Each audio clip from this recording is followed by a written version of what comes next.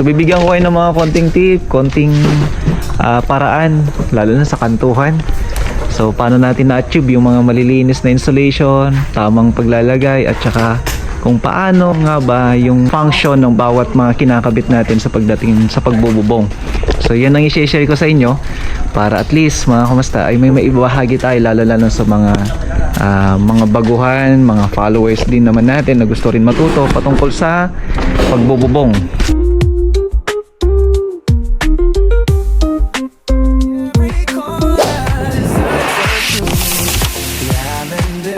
Unang vlog natin ng 2026. Yan, binabati ko kayo ng manigong bagong taon. So, pupunta tayo ngayon sa site. Actually, January 3 ngayon, Saturday, pero nagpa-start tayo ng paggawa ngayon. Kahapon, hindi pa kasi dire-diretso nating mga occasions. Yan yung ating stage nandyan pa. Actually, forma yan sa bahay, pero pinatanggal ko muna kasi hindi pa naman sila nakapagbakal doon sa flooring. So papabalik ko ngayon doon. At ito, flex ko lang yung ginawa natin kahapon. Ayun may area na tayo ulit dito. Siyempre dito na yung editor natin, yung aking heat pump. Hindi mawawala yan, garahe talaga ni Tuloy, talagang garahe lang to eh. Garahe lang ni Titan at saka ni Sairo. Kasi bihira ko nga sila nagagamit, kaya pinasok ko sila. Ngayon, ang nangyari, ganito na. Naging, ayan, meron na rin siyang drums dito. Kulang na lang gitara eh.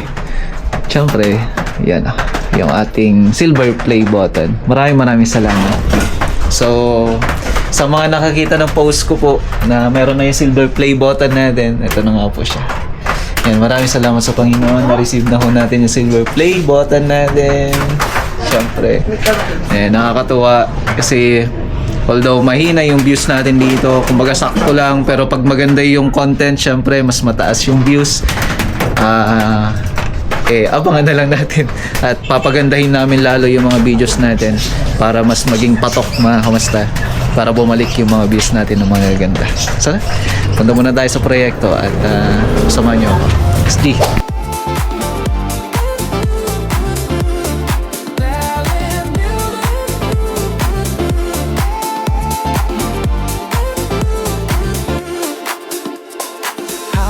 Yun no? Ay, bubong na. Napakaganda, no? Iba lang talaga pag may bubong na. Nabubuo na yung proyekto natin. Actually, kompleto na yung gamit niya. Spandrel, lahat. So, sadyang dire-diretso lang kasi event natin. Tapos, ngayon, ganito na naman yung panahon. Ganda umaga. Ang lamig. Ang lamig. Napakasaya ko. Alam mo bakit? Siyempre, ito yung unang vlog na naman natin ngayon. Panibagong update din. Kaka-resume ng proyekto natin dito sa actually mga ilang araw din kasi sobrang busy kasi natin ng mga nakarang araw gawa nga nung yung event natin, Christmas program, year-end party. So hindi ako nakakapasyal dito. Kumbaga yung ating nagsusupervise lang yung pumupunta dito para i-check nila kung ano yung kinakabit, yung foreman lang natin. So sa ngayon pagdating ko, ayan, na-surprise talaga ako. Napakaganda ng pagkayari. Tingnan nyo naman, no?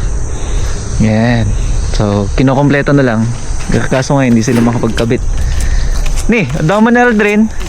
Ano nga nagre-report ka niya kate ah? Magkana nagre-report. Awan. Hindi nag-report ka niya kata. Hindi nag-report ka niya kata. Okay, so sa ngayon, ayan, nagbububong po kami. So bibigyan ko kayo ng mga konting tip, konting paraan, lalo na sa kantuhan. So paano natin na-achieve yung mga malilinis na installation, tamang paglalagay, at saka kung paano nga ba yung function ng bawat mga kinakabit natin sa pagdating sa pagbububong. So yan ang i-share ko sa inyo para at least mga kamusta ay may maibahagi tayo, lalo sa mga baguhan, mga followers din naman natin na gusto rin matuto patungkol sa pagbububong. Ayan, so dito naman Itong kagandahan niya kasi dito sa may part na to, makakapag-latag tayo ng CHB o kaya yung ating hollow blocks, no? So ito, papa-flooring na ho natin sa mga susunod na araw. Tapusin lang tong bubong. Ayan, no? So ayos na. So ito, walang naka-include talaga na insulation na ito, based dun sa may kontrata natin mga kamasta, no? Pero ayos lang yan. Ito yung ginagawa ng tropa. Ito, napaka ayos na. Ito, pinag-grind ko na rin siya. Ito na yung grooving niya. Okay, so preparation na rin kami para dito sa may pagpipintura natin mga kamasta. May hindi nga ako na gustuhan dito. Hindi na hindi ko nagkaintindihan na nung tropa yung painter natin. Kaya nga pakatas, ba't naka-upwheel? So ito yung cup-wheel lang dapat. So kinaka-upwheel talaga namin sa mga columns para at least makuha natin yung tindig, lalo na yung mga dugtungan lang naman. So yan lang naman yung kailangan ayusin dyan. Dapat yan number 36 na lang eh. So hindi na kasi namin napuntahan yan nung hindi ko alam kung 28 ata, 27, 28, parang gano'n ata yung araw na yun nung nag-ayos sila dito. Kasi ito, papa-prepare ko na talaga lahat eh. Ang ikakapil lang talaga dito yung mga joint usually. Tapos number 36 na ho yan. Pero i-share ko rin sa inyo yun, tuturo ko rin sa inyo kung paano, para at least magka-idea. So dito, ito na yung susunod nila, yung bubong. Ayan, inaayos na lang din dito. Lalatag na yung bubong para dire-diretso na. So mga ilang araw lang makakapag-kisame na ako kami dito. Ayan, papakisame ko na kaagad to. Then makikita nyo na ho yung pagpipintura namin dito at i-share ko sa inyo yan mga kamustan. So eto yung sa may gutter natin mga kamustan, kung saan kailangan ito naka-angle lagi, lalo na kapag kinakabit natin.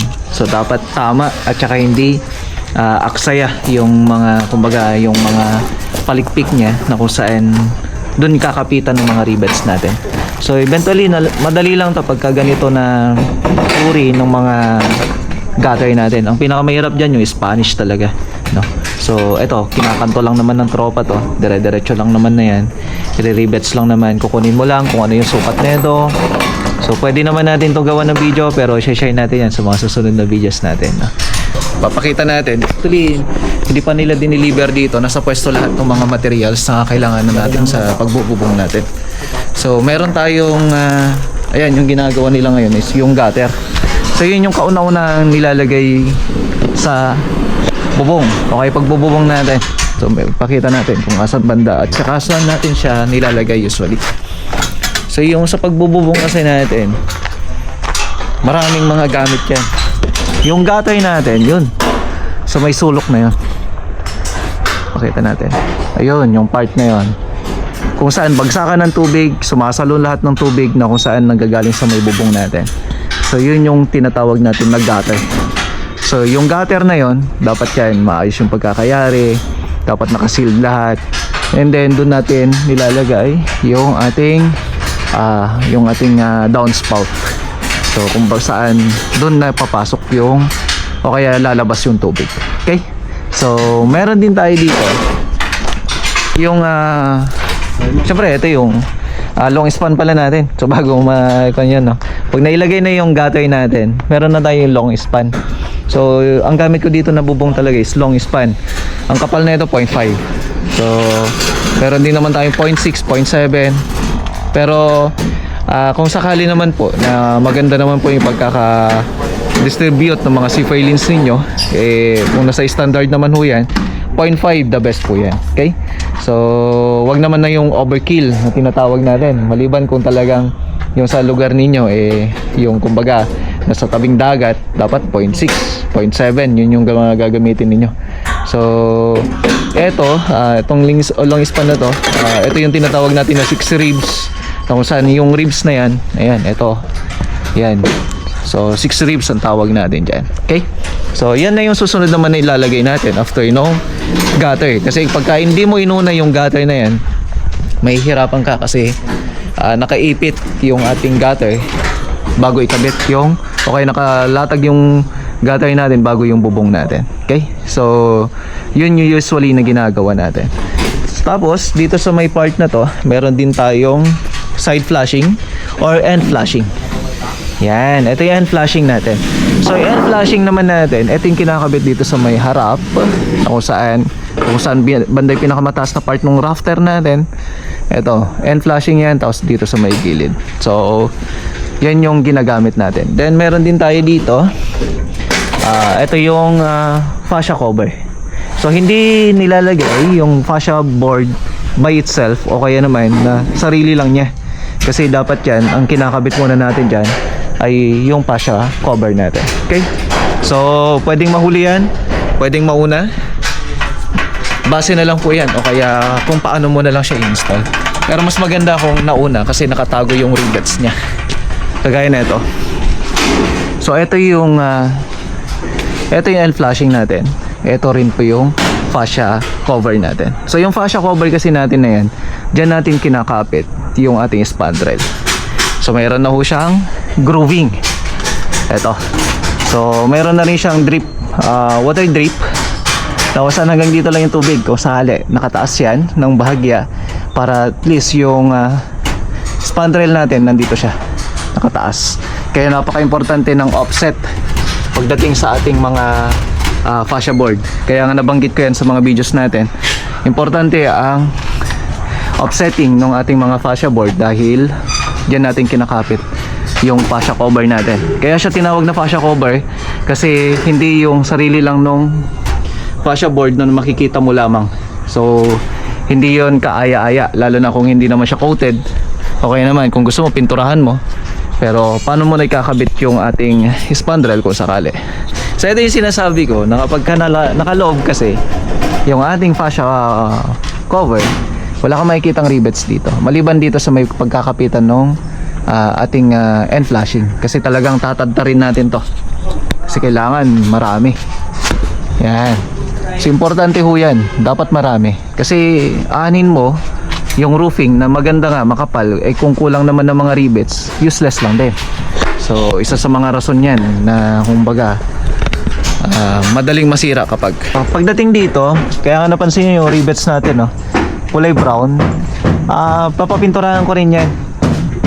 Mas madaling i-coat kasi yan o kaya naman pinturahan kung ganyan, compare mo dun sa may normal na ginagamit na kung saan, or usually na ginagamit na kung saan yung aluminum yung silver color, no? So hindi siya kasi coated, hindi siya painted. So sa ngayon mas maganda na to kasi meron akong mga binebenta ng mga rivets na coated na ho siya. So yan po yung mas maganda na ho siya gamitin. Pagkatapos niyan mga kamusta, pagka na kabit na natin lahat, kasi pinakauna yan yung yun nga yung sinabi ko kanina, yung ating gutter. Tapos ito na yung fascia cover natin, no? So yung end flashing natin na yan, nakatalukbong lang ho yan. Pero bago may lagay yung end flashing mo, lalo na kapag ka nasa pinakataas o kaya pinakamataas na rafter niya, ito may papakita ko sa inyo. Lapitan natin yung ginawa ng tropa dito. So gusto ko i-share sa inyo para at least magka-idea, lalo na sa mga baguhan. Kasi kung sa mga masters natin, baka mabatikos pa tayo kahit na maganda na yung sineshare mo, hindi pa rin maganda para sa kanila. Kasi alam mo naman na ang pride minsan hindi parang sabon na parang bumubula. Okay? So ito yan. Ito nga, sabi ko nga sa tropa dapat mas mataas. Pero okay lang din naman yan, basta mahaba yung ating end flashing. Okay? So napakatibay na ito, makapal na dahil ito nga po ay 0.5. Kaya kung napapansin niyo, ayan, maayos yung pagkakalagay niya. So dapat to nakatupi. Sabi ko nga dapat mas mataas pa. Pero okay lang din naman to. Wag lang yung wala kang ganito. Kasi kung wala yan, kahit naambon lang yan o kaya naman kung hindi gaano mahaba yung end flashing mo at saka hindi siya nakaganito, malamang sa malamang magkakaproblema ka nyan. Dahil nga ang problema natin dyan, lalo na kung hindi gaanong naka-slope yung bubong ninyo, possible pwedeng pasukan o kaya pumasok yung tubig, lalo na kung yung hangin manggagaling doon. Actually ito, papaayos ko to sa tropa kasi hindi ko nagustuhan yung taas niya, hindi ko rin nagustuhan yung cutting niya. Kaya nga sabi ko kay Foreman, actually hindi na nakita ni Foreman, buti inakyat ko pa. So ayan, papataas ko yan. Kumbaga dapat nakapantay dito yan, no? At hindi po pwede na mababa kasi useless lang din kagaya nito. Diyan din lang papasok lalo na kung hindi gaano naka-slope. Dapat yan kung naka-slope totally okay lang na kahit di ka na maglagay ng ganito. Yun nga yung sabi ko kanina. Tapos to papa-primer ko to kasi ang ginamit grinder paayos natin. Okay, so ito sa HP laying lang naman na itong part na to. Tapos connect ko na rin yung mga plumbing. Ito papalipat ko yan kasi hindi ko nagustuhan yung pwesto yung part na to. So papalipat ko yan sa likod para at least malinis. Tapos may mga pinapayos na rin ako. Ito check ko na rin to yung mga sanitary natin para before kami mag flooring ayos na lahat. Abangan nyo na lang tong proyekto natin dito. At sa Monday lahat ng proyekto naman natin magre-resume na. So medyo mahirap tawag